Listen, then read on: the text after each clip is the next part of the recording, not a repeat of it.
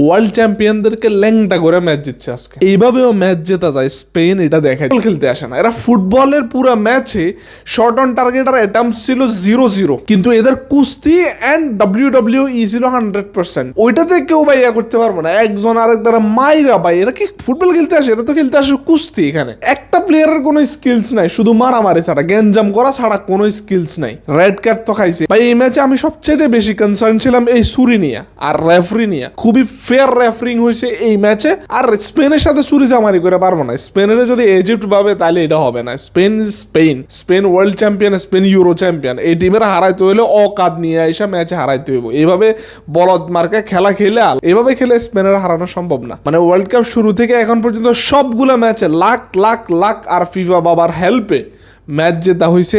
এই ফাইনাল পর্যন্ত আসা হয়েছে ভাই। এরা ফাইনাল ডিজার্ভ করে না, কোনোভাবেই আর্জেন্টিনা ফাইনাল খেলা ডিজার্ভ করে না, কিন্তু এরা আসছে তাদের হয়েছে সাপোর্ট অ্যান্ড হেল্পের কারণে। আইসে একদম ওয়ার্ল্ড কাপের ফাইনালে ভাসাইয়া দিছে। 3বার ওয়ার্ল্ড কাপ খেলছে। এত ওস্ট ওয়ার্ল্ড কাপের ফাইনাল পৃথিবীর কোনো টিমে খেলে না। এত ওস্ট ওয়ার্ল্ড কাপ ফাইনাল কোনো টিম ওয়ার্ল্ড কাপের ইতিহাসে খেলে না। এদের ট্যাকটিক্স নিয়ে অ্যান্ড এদের খেলা নিয়ে একটা ডিটেলস ভিডিও বানাবো কালকে, বাট